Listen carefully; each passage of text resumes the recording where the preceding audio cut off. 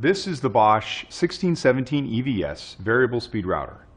With a 2¼ horsepower 12-amp motor, this router can provide 8,000 to 25,000 RPM and tackle those tough routing applications and materials. Turn the speed up or down with the variable speed dial depending on the job at hand. This BOSCH router is available with plunge and fixed bases.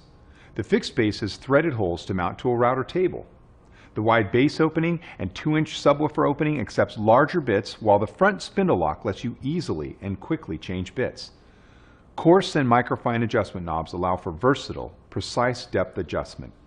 Soft start reduces startup torque, and constant response circuitry helps to maintain a constant speed under load while providing overload protection. Precision centering design makes it easy to keep the bit on the intended outline when using jigs, templates, dovetail fixtures, and other guidance devices.